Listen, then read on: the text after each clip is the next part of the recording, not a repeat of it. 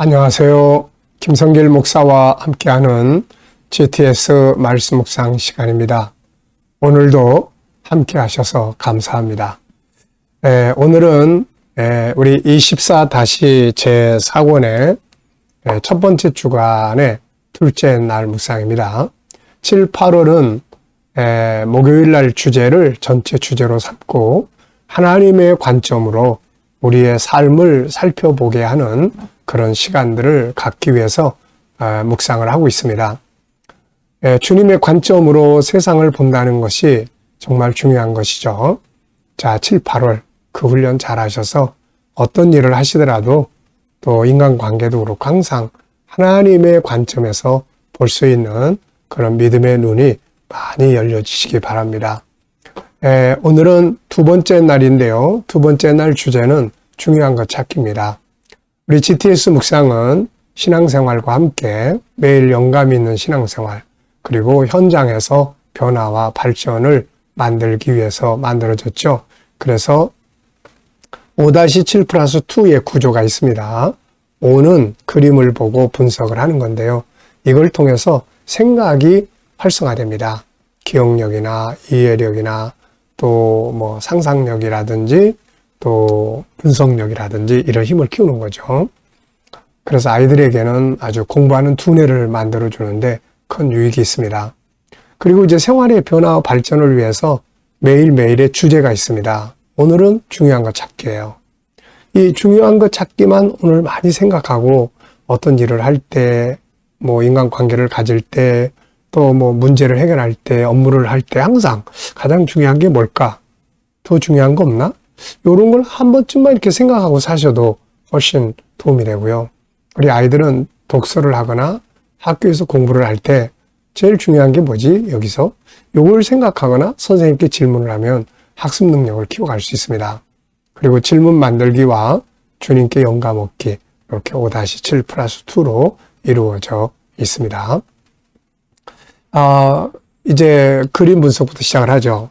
자, 요셉의 이야기를 이번 주간에는 그림 속에서 여러 가지 모습으로 이렇게 나타나고 있습니다. 그림만 7편을 쭉 보면 요셉의 일생의 모습을 살펴볼 수가 있죠. 어제는 우리가 꿈꾸는 요셉에 대한 그림을 봤습니다. 자, 오늘의 그림은 형제들에게 미움을 받아가지고 형제들이 일단은 이렇게 땅 구덩이 속에다가 요셉을 이렇게 던져놓은 그런 장면입니다. 자, 그래서 저는 제목을 이렇게 적어봤어요. 요셉의 절망 이렇게 적어봤고요. 이 형제들에게 미움받고 그래서 구덩이에 던져졌을 때 얼마나 무섭고 절망적이었겠습니까? 자, 저는 두 가지 의미를 적어봤는데요. 하나는 때로는 우리에게도 이런 절망적 상황이 올 때가 있다 하는 거 하나 적어봤고요. 살아가다 보면은 정말 이렇게 길이 보이지 않는 구덩이에 갇히는 것처럼 그런 절망적 상황이 올 때가 있습니다. 이때 정말 우리가 믿음 안에서 바르게 잘 해나가면 오히려 승리의 비결이 되죠. 또 하나는 스스로를 절망의 감옥에 가두어두는 경우들이 있습니다. 자기의 어떤 그 한계 안에 가둬놓는다든지 부정적인 감옥에 갇혀 있다든지 또 어려서부터 들었던 잘못된 말들, 너는 왜 그렇게 바보같이 못해? 이런 말들 속에 스스로 갇혀 있다든지 자기 고정관념 속에 갇혀 있다든지 항상 부정적인 시각 속에 생각 속에 갇혀 있다든지 그러면 이게 절망적인 감옥에 갇혀 있는 거거든요. 여기서 탁 털고 나와야 됩니다. 분석해 보겠습니다. 눈에 보이는 부분은 우선 구덩이가 있고요. 그 구덩이에 갇혀 있는 요셉, 뭔가 막 살려달라고 그런 이제 외치는 거죠. 이때에 참 그 요셉이 그 안에 던져져서 지금 그러고 있고요. 자, 보이지 않는 부분에는 어떤 것들이 있을까요? 우선은 요셉을 이 구덩이에 던져놓은 형제들이 주변에 있을 겁니다. 그리고 형제들이 이 요셉을 이렇게 하려고 했던 시기 질투하는 마음, 그리고 이런 상황에 처해 있을 때 요셉의 마음, 또 그런 이런 상태에 빠질 수밖에 없었던 아버지의 그 편애적인 형제들에 대한 편애하는 요셉만 사랑하는 이런 잘못된 사랑들, 이 많은 원인들이 뒤에서 작동을 하고 있는 거죠. 자, 세 번째입니다. 그림에서 가장 중요한 것은 무엇일까요? 저는 하나님이라고 적었어요. 하나님.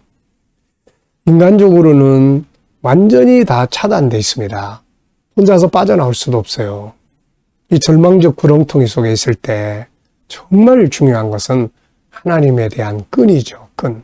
하나님의 도우심의 끈. 네.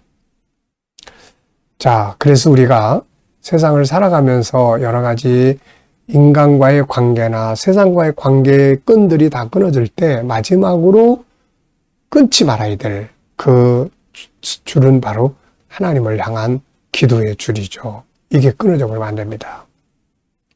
마지막으로 붙들고 있어야 될 게 그거죠. 자, 연상법 훈련입니다. 먼저 눈 감아 보시고요. 자, 구덩이에 빠져 있는 요셉의 모습. 네. 자, 뭐 특별히 어려운 건 없죠. 바깥의 색깔은 흑색, 안의 색깔은 조금 더 짙은 밤색 비슷하게 이렇게 색이 나와 있습니다. 자, 그리고 이 그림과 관계되어 있는 성경 내용들이 또 있겠죠. 먼저 이렇게 창세기 37장 바로 이 그림의 본문이죠. 그리고 요셉이 이제 보디발 장군 집으로 팔려가는 그런 내용인데요. 그 다음에 이제 시편 105편. 요셉이 이렇게 애굽으로 팔려가게 된 이유가 뭐냐. 그 보이지 않는 영적인 배경을 설명하는 게 시편 105편이에요. 거기 보면 하나님께서 아브라함과 맺은 언약을 이루시기 위해서 한 사람을 먼저 보냈다. 이 사람이 바로 요셉이었다. 이렇게 이야기를 하죠. 자, 그리고 창세기 15장 하나님과 아브라함의 언약의 장입니다. 그리고 창세기 45장 본문이죠. 요셉이 애굽에서 드디어 총리가 되고 하나님의 뜻을 깨닫고 하나님 나를 이곳의 노예로 팔려오게 하신 것은 이런 뜻이 있었구나. 하나님의 뜻을 발견한 거죠. 아무리 어려운 고난과 힘든 상황이라도 그 속에 들어있는 하나님의 뜻을 발견할 수 있다면 그것은 고난이 아니고 은혜고 축복이 되는 거죠. 그리고 창세기 50장 요셉의 그 마지막 유언이 아주 인상 깊죠. 나는 여기서 죽으나 하나님이 너희를 가나안 땅으로 올라가게 하실 것이다. 그때 내 해골도 취해서 가지고 올라가라. 그 요셉이 애굽에 내려와서 총 93년을 살았어요. 110세에 죽었으니까. 17세에 내려왔으니까. 그런데 겉은 애굽 사람이 됐지만 속은 하나도 달라진 게 없어요. 가나안 땅에 대한 믿음, 하나님의 언약 이런 것들에 대해서 확실하게 그러니까 반드시 너희는 올라갈 거다. 네. 내 해골을 취해 가지고 가라. 제가 세겜이라는 곳에 이제 다큐를 만들기 위해서 갔을 때 요셉의 무덤이라고 하는 돌 무덤이 있는 것을 보고 온 적이 있습니다. 뭐 거기가 그게 맞는지 안 맞는지 100% 확신할 수는 없지만은 사람들이 그렇게 이제 이야기를 해요. 근데 그게 이제 바로 나중에 그 세겜에 갔다가 요셉의 이제 유골을 이제 무덤에 장례하는 이런 내용이 나오거든요, 이게. 그러니까 겉은 세상에 살고 있지만 애굽에 살고 있지만 속은 하나도 변함없이 하나님의 나라 사람으로서 언약의 사람으로 남아 있었다는 거죠. 거기에 비해서 나중에 이제 430년 뒤에 애굽에서 나왔던 요셉의 그 후손들, 이스라엘의 후손들은 겉만 애굽이 아니라 그냥 속까지 다 애굽화되어 버렸어요. 그래가지고 가나안 땅 들어가는데 가장 큰 장애물이 바로 속에 있는 애굽의 사상이었던 겁니다. 오늘 우리가 이 땅에 살고 있지만 세상 것을 먹고 마시고 세상 것을 누리고 살지만 그러나 우리의 영혼은 하늘의 사람으로서의 자기 정체성을 잃어버려서는 절대로 안 될 것입니다. 자, 이런 성경 내용들을 쭉 이제 생각하게 되고요. 그리고 또 하나는 계시록 7장 9절에 온 세계 모든 사람들이 다 구원받는 것. 이게 이제 요셉이 애굽으로 노예로 팔려가게 되고 한 모든 일의 결론이 그거예요. 그것 때문에, 그걸 이루기 위해서예요. 하나님의 뜻을 이루기 위한 것이었죠. 그래서 그의 고난이 헛된 것이 아니었던 겁니다. 자, 우리 아이들 또 여기서 도형, 수, 연산, 측정, 규칙, 자료, 그래프. 제가 아이들 수학을 이렇게 정리를 하고 하다 보니까요. 수학은 어느 시간에 책 앞에서만 해가지고는 너무 어려워요, 이게. 그러니까 항상 그 공식들을 가지고 이런 사물을 대할 때, 여기서 어떤 공식, 분수, 또 이렇게 나누기, 또 곱하기, 도형, 이런 것들을 수시로 이렇게 떠올리는 이 훈련이 필요합니다, 이게. 그래야 익숙해지거든요, 이게. 자, 그래서 여기다가 수학 찾게 해놓은 거니까요. 생활 속에서도 마찬가지예요. 우리의 삶의 현장에서도 수학의 어느 부분, 좀 규칙이다. 왜냐면 도로에도 보면 이게 얼마나 많습니까? 규칙적으로 이렇게 3개 하고, 그 다음에 하나 하고, 또 3개 하고, 이런 거. 또 도형도 다 도형으로 이루어져 있잖아요, 결국. 그러니까 이런 것들을 생활 속에서 한 번씩 생각해 보면 공부에 도움이 많이 됩니다. 상상력 키우기입니다. 이 현재 그림의 현실적 원인은 형제들의 미움을 받고 이렇게 던져졌어요. 근데 영적인 배경은 창세기 15장이야. 창세기 15장. 하나님이 아브라함과 맺은 그 언약, 애굽으로 내려가야 되는 이 사명, 이거를 위해서 요셉이 쓰임을 받은 거죠. 다음 그림은 이제 계시록 7장 9절로 17절. 아까 말씀드렸죠. 결국 요셉이 이런 고난을 받은 이유는 바로 이 같은 하나님의 계획, 인류 구원이라는 하나님의 계획을 이루기 위해서 이루어진 사건들이다 하는 것이죠. 미래를 어떻게 살고 싶은가요? 그렇다면 지금 무엇을 해야 할까요? 오늘도 한 번쯤 또 생각해 보시고 지나가시기 바랍니다. 본문 말씀 읽어보겠습니다. 창세기 45장 4절로 8절. 요셉이 형들에게 이르되 내게로 가까이 오소서. 그들이 가까이 가니 이르되 나는 당신들의 아우 요셉이니 당신들이 애굽의 판자라. 당신들이 나를 이곳에 팔았다고 해서 근심하지 마소서. 한탄하지 마소서. 하나님이 생명을 구원하시려고 나를 당신들보다 먼저 이곳에 보내셨나이다. 이 땅에 2년 동안 흉년이 들었으나 아직 5년은 밭갈이도 못하고 추수도 못할지라. 하나님이 큰 구원으로 당신들의 생명을 보존하고 당신들의 후손을 세상에 두시려고 나를 당신들보다 먼저 보내셨나니. 그런즉 나를 이리로 보내니는 당신들이 아니요 하나님이시라. 하나님이 나를 바로에게 아버지로 삼으시고 그 온 집의 주로 삼으시며 애굽 온 땅의 통치자로 삼으셨나이다. 이 내용은 야곱이 이제 애굽에서 총리가 되고 나서 그 상황을 다 이렇게 깨달았잖아요. 하나님이 나를 보내셨구나. 그러고 나니까 형제들에 대한 미움, 분노 이런 게 있을 필요가 없죠. 그래서 하나님의 뜻을 알고 나면 그래서 하나님이 나를 그렇게 하셨구나. 그래서 그런 고난이 내게 왔었구나. 이거를 알게 되는 것이죠. 자, 감사한 거 적어보겠습니다. 어제 하루를 생각해 보시면서 감사한 거 적어보시고요. 오늘 하루의 일과를 또 생각해 보시면서 또 감사한 거 적어보시기 바랍니다.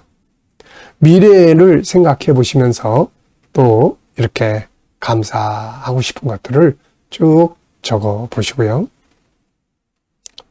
자, 오늘의 주제는 중요한 거 찾기입니다. 먼저 오늘 본문에서 중요한 거 찾아보시고 또 오늘 하루의 일과에서 오늘 하루의 만남 속에서 또 내가 내 일생 속에서 오늘 해결해야 될 어떤 문제들 속에서 가장 중요하게 정말 중요하게 여겨야 될 것들이 뭔지 한번 이렇게 체크해 보시면은 훨씬 더 나은 좋은 시간들을, 삶을 만들 수가 있습니다. 자, 본문에서 가장 중요하다고 생각되는 건 무엇인가요? 저는 하나님의 관점으로 사건을 봐야 된다, 이렇게 적어봤어요.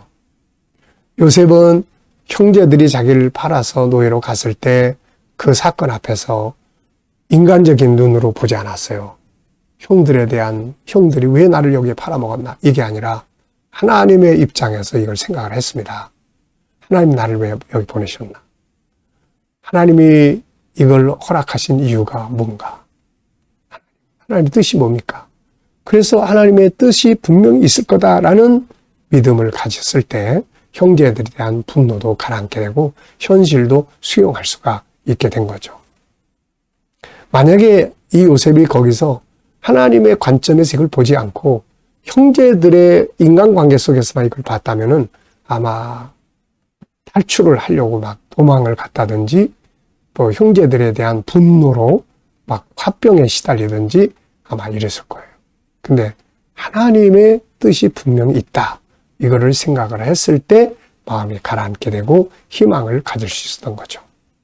여러분들이 지금 어떤 사건을 만났든지 그 사건을 인간적 눈으로만 보지 마시고 하나님의 관점에서 그 사건을 꼭 보시기 바랍니다. 그래야 희망이 있어요. 자, 두 번째는 나의 삶의 한 영역에서 중요한 것들도 생각해 보겠습니다. 업무나 관계나 공부나 일과나 일생에서 중요한 거 찾아보는 거죠. 자, 먼저 나의 업무, 저는 두 가지로 생각을 해봤는데요. 하나는 내 업무에서요. 자, 내가 하고 있는 업무, 저는 이 업무를 생각할 때마다 항상 네 가지의 중요한 부분을 생각합니다.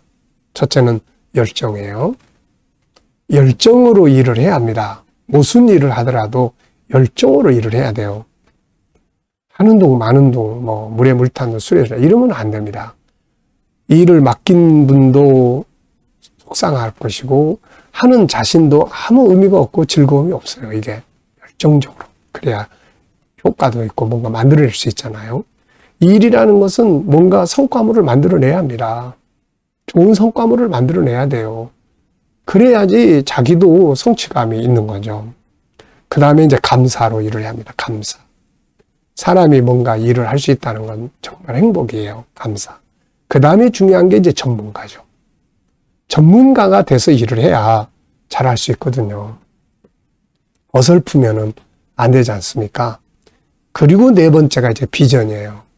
내가 하는 그 일을 통해서 무엇을 이루고 싶은 건지, 무엇을 이루고 싶은 건지에 대한 비전이 있어야 그 하는 일도 즐겁고 발전할 수 있습니다. 자, 두 번째는 어제 일생에서, 저의 일생 속에 중요한 것. 항상 여러분들의 일생에서는 뭐가 중요한가요? 저의 일생에서는 5가지. 하나님과의 영적 관계를 더 깊이 갖는 것, 그리고 끝까지 사명 감당하는 것, 끝까지 뭔가 할 일을 찾아서 해야 되는 거죠. 건강관리 잘하는 것, 가족, 성도들, 그리고 일할 수 있는 환경과 여건, 좀 중요하죠. 질문 만들기입니다. 자, 4절에서 질문. 왜, 무엇을, 어떻게, 만약 이런 용어를 넣으면 좋은 질문이 만들어져요. 질문이 있어야 변화도 있고 발전도 있습니다. 질문이 없으면 변화와 발전이 없어요. 질문이 없으면 답을 찾을 수도 없습니다. 답을 찾으려면 질문을 해야 되거든요. 자, 질문의 차이가 인생의 차이를 만듭니다. 자, 4절. 요셉이 형들에게 이르되 내게로 가까이 오소서. 그들이 가까이 가니 이르되 나는 당신들의 아우 요셉이니 당신들이 애굽의 판자라. 자, 저는 이 질문을 좀 해봤습니다. 형제들을 만났을 때, 그 형제들이 자기의 발 앞에 엎드렸을 때 요셉의 마음은 어땠을까? 저는 3가지의 생각을 적어봤는데요. 첫째는 자기 꿈이 생각났을 거예요. 꿈. 해와 달과 별들이 자기에게 다 엎드려 절을 하는, 그것 때문에 이제 미움을 많이 받았잖아요. 근데 그 형제들이 와서 다 자기 앞에 엎드려 절하는 걸 보고 그 꿈이 다 떠올랐을 겁니다. 아, 그 꿈이었구나. 이거. 두 번째는 하나님의 은혜. 자기 형제들이 자기 앞에 와서 엎드린다는 게 이게 상상할 수 있는 일입니까? 하나님의 은혜. 그래, 하나님의 은혜로 된 것이다. 세 번째는 형제들에 대해서 불쌍하게 여긴 거죠. 왜냐하면은 그 형제들도 사실 알고 보면은 현실적으로는 요셉을 미워하고 했지만 사실은 아버지가 편애하는 바람에 이렇게 그런 결과들이 왔고 또 하나님 앞에 그렇게 또 쓰임을 받았거든요, 이게. 그래서 요셉은 형제들을 긍휼히 여깁니다. 참 이게 멋진 장면이죠. 자, 두 번째 질문입니다. 인간관계에 대해서 질문 만들게요. 오늘 관계를 어떻게, 다른 사람들과의 관계를 어떻게 해야 잘 가질 수 있는지, 네, 저는 세 가지 항상 적습니다. 첫째는 다른 사람과의 관계를 잘 가지려면 일단 그 사람을 구원시키겠다는 목적이 분명히 있어야 합니다. 그 다음에는 대화법을 좀 익숙해야 돼요. 네, 경청, 공감, 좋은 말하기, 그 다음에 좋아 이루기, 피드백, 이런 대화법을 좀 잘 알면은 훨씬 좋은 관계 가질 수 있어요. 그리고 좀 손해보기. 여러분, 우리가 하나님 앞에서 뭔가 받고 은혜를 받고 사는 자의 삶은 사람과의 관계에서는 좀 손해봐야 돼요. 그래야 하나님이 갚으십니다. 네. 자, 오늘도 이 시간, 제가 묵상하는 시간입니다. 주님과 소통을 통해서 영감을 얻는 시간이에요. 이게 참 소중하죠. 자, 묵상할 때는 먼저 본문 한번 쭉 떠올려 보시고요. 7가지 주제를 또 떠올려 보십시오. 그리고 내 삶의 현장, 나의 비전, 이런 거 한번 쭉 떠올려 보세요. 오늘 누구를 만나고 어디를 가시고 오늘 무엇을 하고 어떤 걸 해결해야 되고 어떤 일들을 해야 합니까? 그럴 때 주님, 제가 어떻게 하면 좋을까요? 어떤 말을 하면 좋을까요? 어떤 자세로 대하면 좋을까요? 주님이라면 어떻게 하시겠습니까? 어떤 말씀을 사용하고 어떤 주제를 가지고 사용을 하면 효과적일까요? 이거를 주님께 묻고 기다리는 겁니다. 그러면 떠오르는 감동과 말씀과 지혜가 있는 거예요. 오늘도 이 영감을 가지고 세상을 사실 때 승리할 수 있습니다. 오늘 복된 하루 되시기 바랍니다. 기도하고 마치겠습니다. 주님 감사합니다. 오늘도 묵상으로 하루 시작합니다. 복된 날 되게 하여 주옵소서. 우리 자녀들, 친척들, 동료들, 믿지 않는 자들 다 주께 돌아와 구원받게 하여 주시고 오늘도 성도들의 일하는 직장과 사업장들이 형통하며 복되게 하여 주옵소서. 주님, 오늘도 치료받는 교우들에게 치유의 능력이 더 강하게 역사해 주시고 어려운 문제를 안고 기도하며 또 고민하고 또 간구하는 성도들에게 감당할 힘을 주시고 또 합력하여 선을 이루게 하여 주옵소서. 주님, 오늘도 또 세계 곳곳에서 복음을 위해 수고하시는 선교사님들과 교회들 또 목회자들의 은혜를 베풀어주시고 우리 KDM 훈련을 통해서 천국 복음이 더욱더 온 세계에 전파되게 하여 주옵소서.